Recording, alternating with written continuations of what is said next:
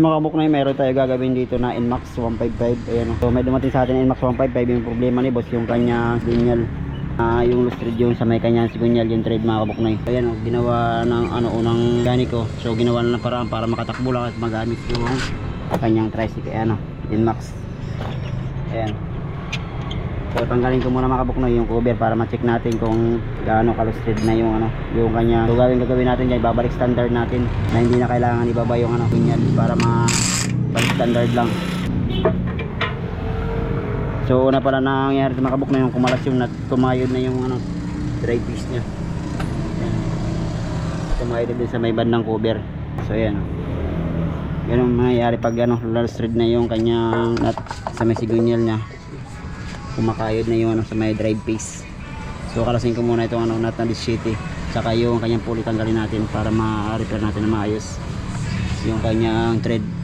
Kaya so pakalas muna natin kay Dags yung nut. Yan. So naglagay na lang sila ng washer para lumapit din sa bandang labas, kasi dito sa bandang loob straight na yung yung thread.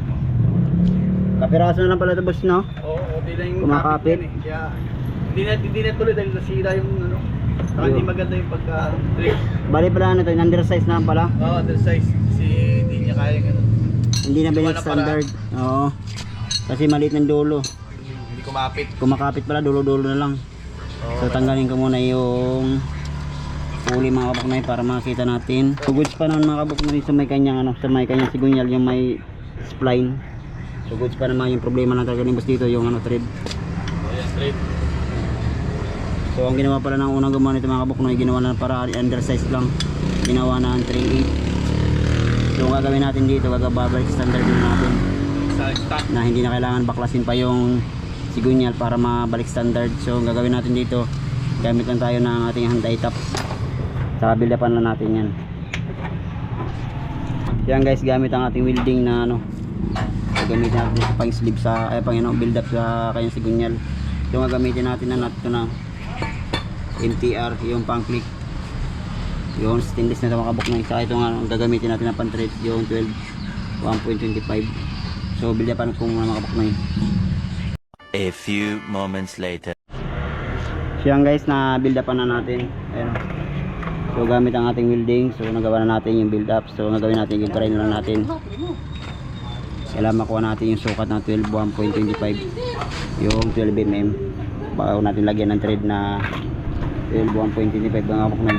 So ayan. So i-grind ko muna.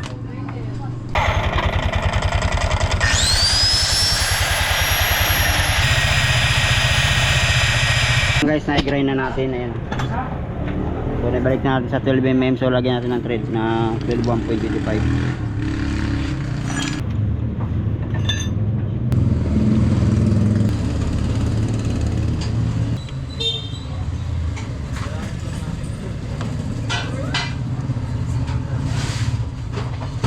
Masama lang mo, hindi mo gaano kasakit.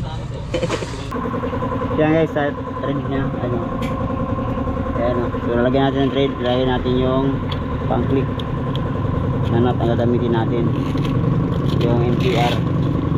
So lalagyan natin ng thread na 12 1.25, standard siya. So ang gamitin natin itong pang click.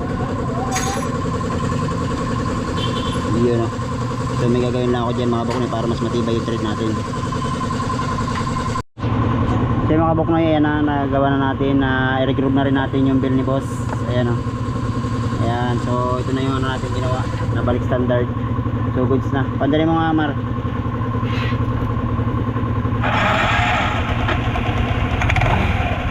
Okay, patay.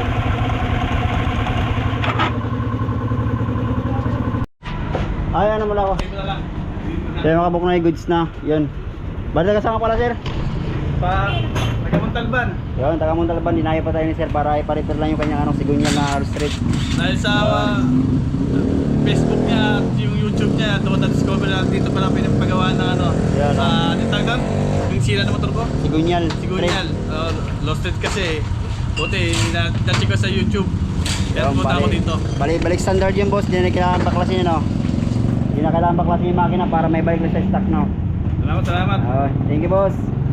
Thank you sa pagdayo.